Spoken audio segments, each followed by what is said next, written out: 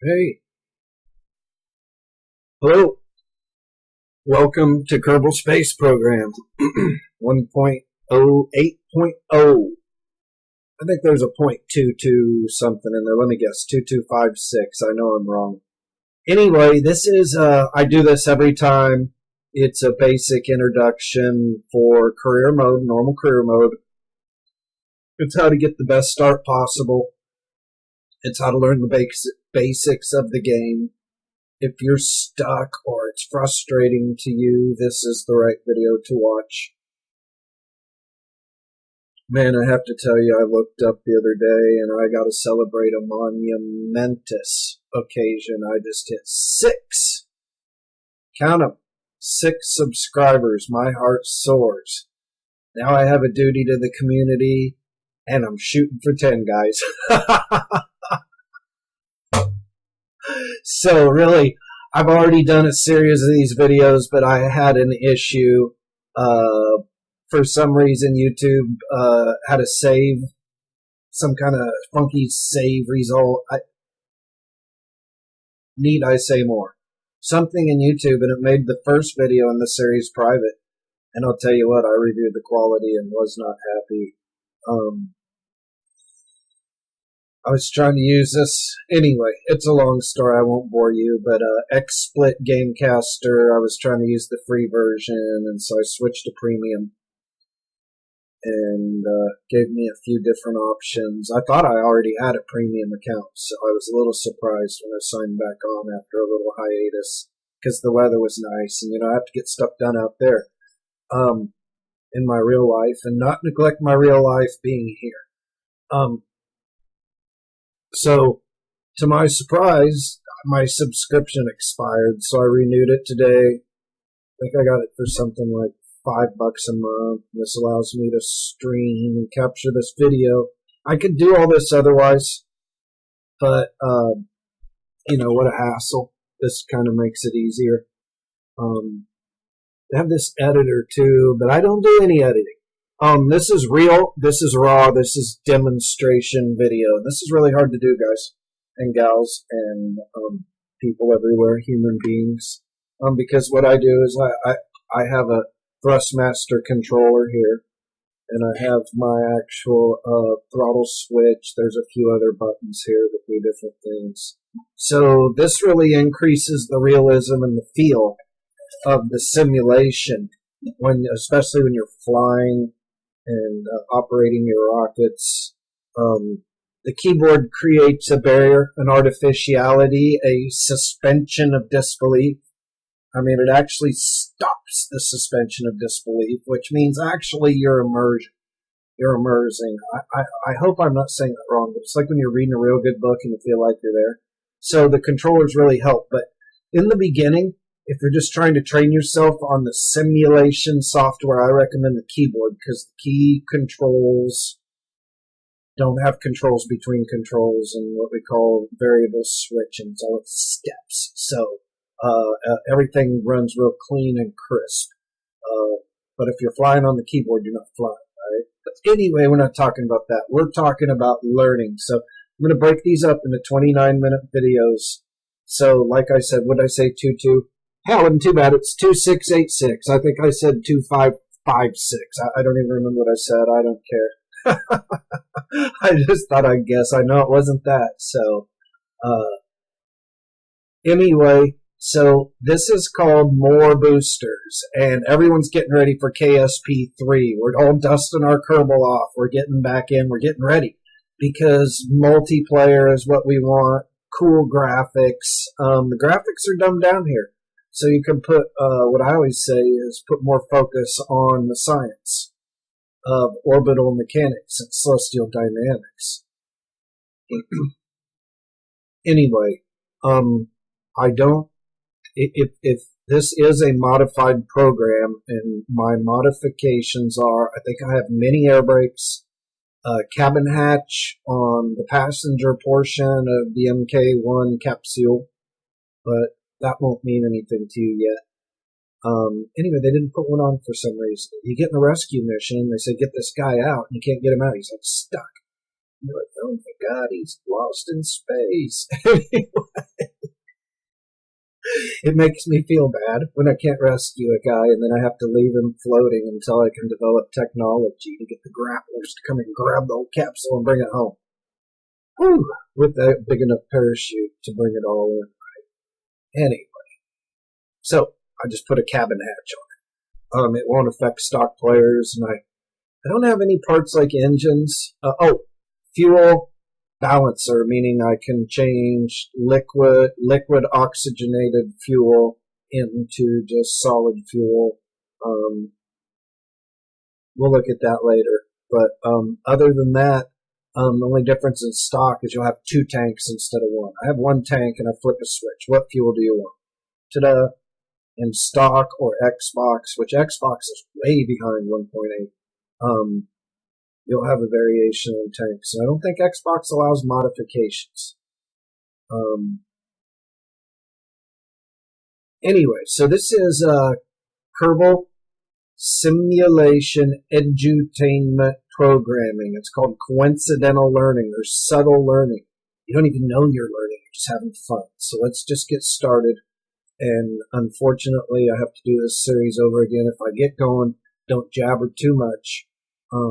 I can knock this down in 4 episodes. I'm going to shoot for 3. And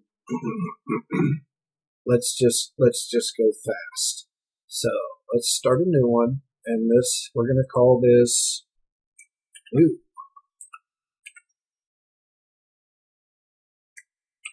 You. That's because I'm posting it on YouTube. I did add flags as one modification, and I did not mention several things like that, which, see, all these are flags of different countries, imaginary flags. We'll just take this one, the exploration flag. It's kind of like a knockoff of NASA, it looks like.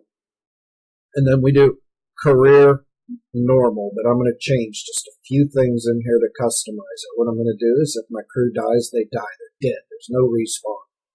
I'm not going to allow quick loading. I can relaunch and revert to the beginning origin point, but I take something away, I'm going to give something back to myself. This is called balance, so I allow other launch sites.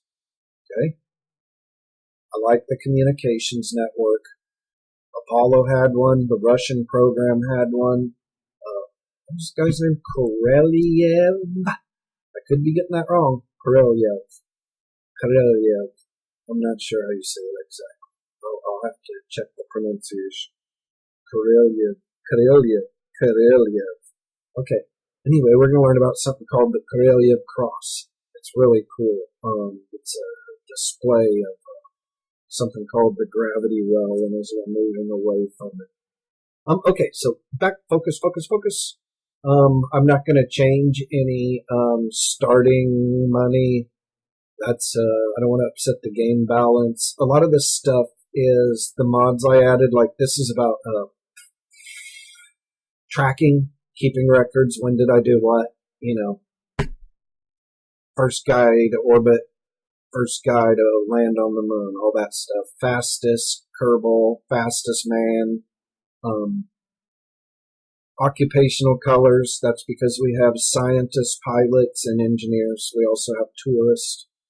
Heaven forbid. Nobody wants a space program with tourists. Not serious people. Especially test pilots. It's just one more thing not in their control. Contract configurator, they get this weird thing about these contracts that don't make sense, so this is supposed to kind of line them up and give me more things that make sense, and I don't even know what this is. Oh, okay, it's just reporting stuff. Show altitude, show time, allow target. Docking camera. Alright, what I was looking for is advanced. If you just have the stock game, all you'll have is basic and advanced. And Kerbals level up immediately. Normally they have to wait till they return in that particular difficulty level, which was called normal, and we're modifying it. Now I'm going to add difficulty right here, pressure, G-force. I'm even going to reduce my Kerbal's tolerance to 80. That way maybe we'll get some of the weaker Kerbals losing consciousness. Let's just go 87. And always allow action groups with upgradable parts. Require signal. So I gave myself some stuff.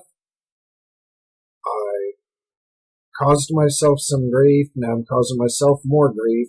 Require signal for control and plasma blackout. When you enable those, I disable extra ground stations. Okay? And what this means is this gives pilots value because if the computer's not controlling the craft, we need a man that can. When all else fails, you have Neil Armstrong, right? That's how it goes. And enable extra ground stations, I'm turning those off. And what this is going to do is force me to create a satellite network. And hopefully I can do some fancy stuff like turn my space debris into satellites that are communication relay stations. Anyway, there's no need to have, might as well take the modern recycling approach into our old space nostalgic approach. So, moving forward, I feel like my screen's too high. Let me lower it down in the corner, but I'll leave it right there. Alright, so basically we need to start that. Alright, I was hiding. Accept. And start. New career custom. I'm good with that. If I made a mistake or something's missing, we'll just deal with that later. Now, one thing I've done, and this is bad for beginners, I have not labeled vessels. So, usually labeled vessels, 20 kilometers in the distance, you'll see this little cursor, yellow cursor box, and the distance too. I don't have those there. It's up the difficulty level, and you just have to do it right. It forces you into good habits. Some of these things allow you to neglect the real necessary steps, or you may evolve faster, but you'll also retard yourself in another way. Or anyway, so my whole goal here is to work efficiently and climb the tech ladder and upgrade the buildings you see up here. This is called Kerbal Space Center, in the most efficient way possible with the most minimal steps. In an hour and a half, you can be well on your way to Master of the Universe. Heaven forbid. Welcome, Kid Icarus, to my universe. Anyway, Kerbal are the little green guys you see. Kerbal is their planet. It's a 1/10 scale planet, very similar to Earth. This Kerbal space station is on the equator, very much like I think the equator runs through Mexico or Central America over here. The best place to launch if you're on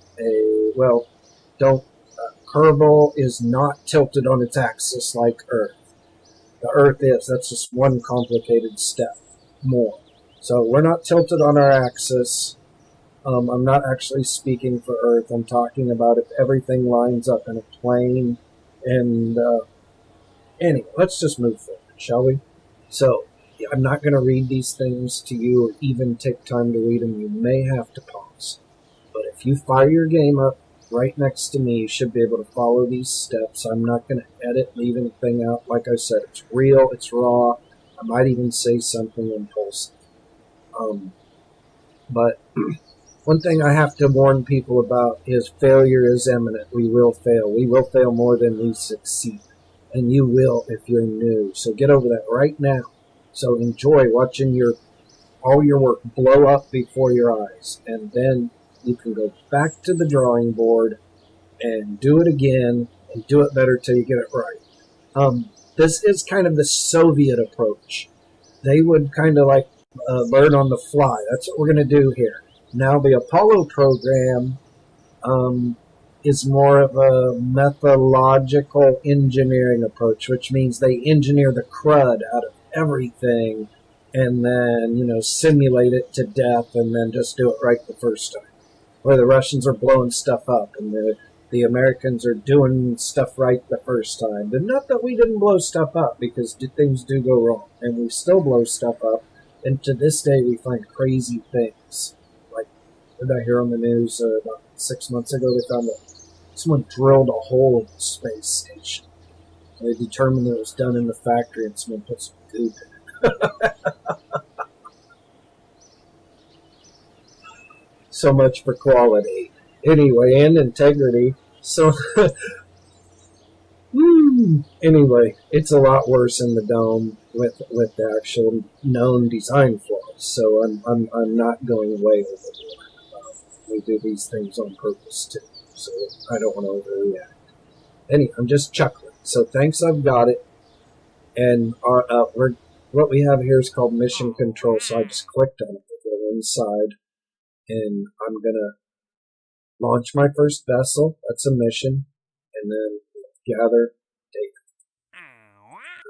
How do we do that? From spaceships. We don't have any money to do anything. So I went into the vehicle assembly building. We got a little capsule here. We got a rocket there. A parachute here. Oh boy. Look, capsule, rocket, parachute.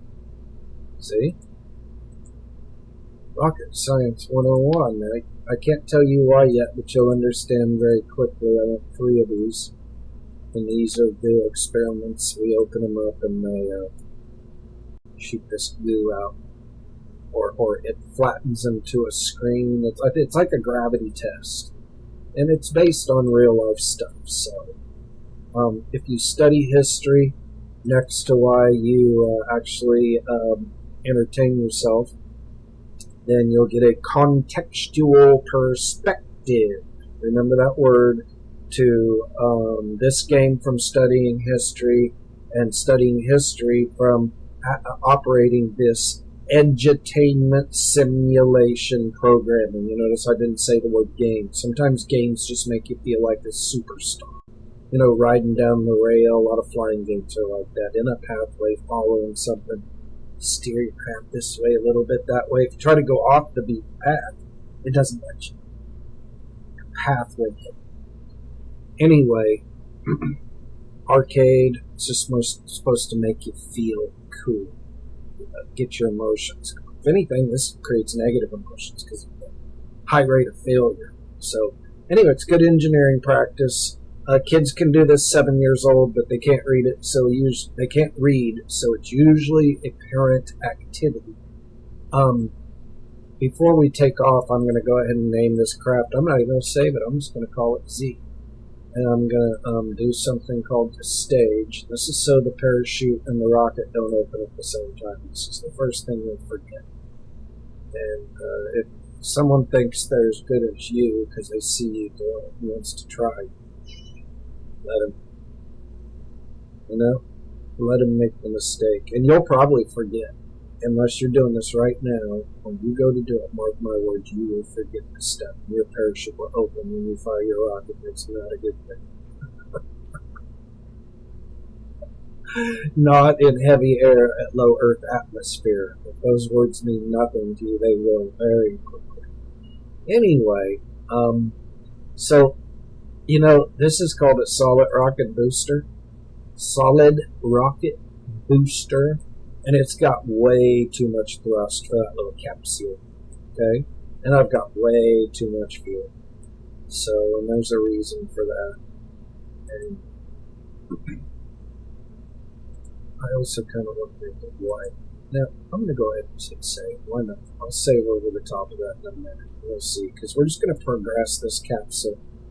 One thing we're going to do is set the parachute. If you don't know where to set it, just put it somewhere in the middle. Okay. Trust me, 1,000 is enough, but 1350 is good too. Now let's go back to, well, no. Anyway, never mind. Never mind. Let's put it back. I took a lot out of that. We're not going to be coming in from real high because I took the thrust and the juice, or the fuel away. So, alright, let's just go ahead and select our Kerbal. Now, if you're Chinese, you'll have Taikonaut. If you're Russian, you'll have cosmonaut. I don't know what you'd have if you're Indian. If you are an American or North American, you'll have an astronaut. And I wonder if India's astronaut with an A instead of Om with an O. It makes sense. Anyway, moving on. I'll have to ask one of my Indian friends, and because we're the ones with the space programs, India, China, Russia, and of course the USA, and anyone that wants to get involved with us, like Canada and things like that. Of course, we have the International European Space Agency, all that stuff.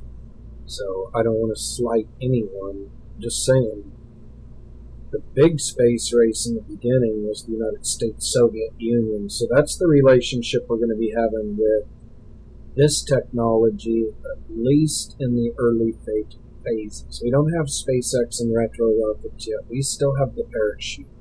Dependent on the parachute. So let's just take our female astronaut. I'm going to change her clothes to the modern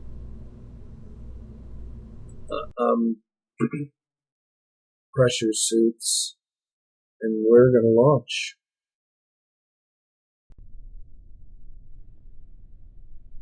Alright, so the whole idea of this program is to collect science. So the first thing I'm going to do is come out, and I'm going to take an EVA report.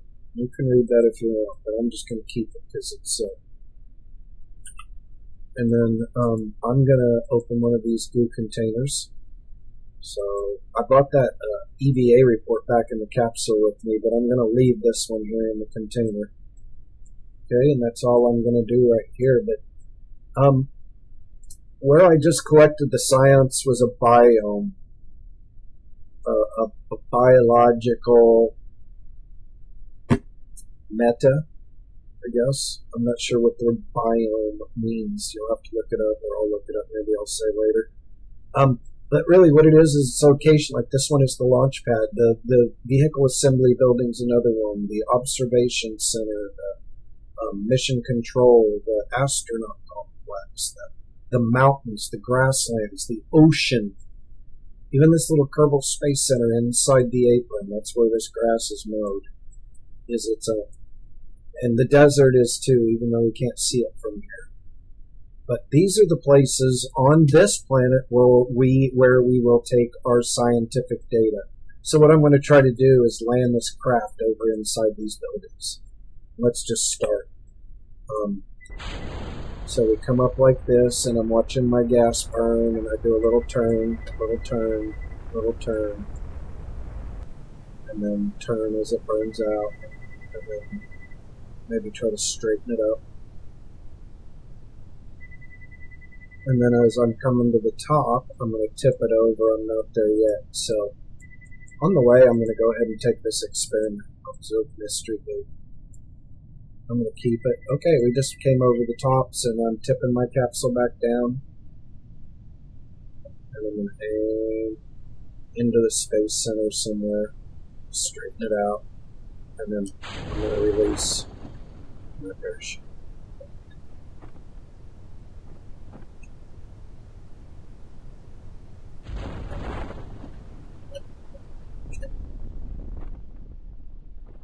Okay.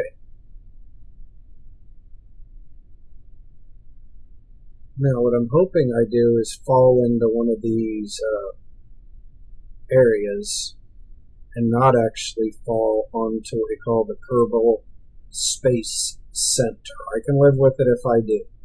But the reason I don't want to land, I don't know if you can see it, in this area, I want to be specifically either here at the observation center or at the vehicle assembly, or land on one of the roadways too, because these are less visited places. We're going to be shooting off into the sky, going for space really quick. This is later stages in the game, so basically what I'm trying to do here is just launch our first vessel and collect minimal experience, which we've already achieved that. And then I'm trying to get a little fancy and get ahead of the game and grab some rare science of the future now. Little trickery, you might say.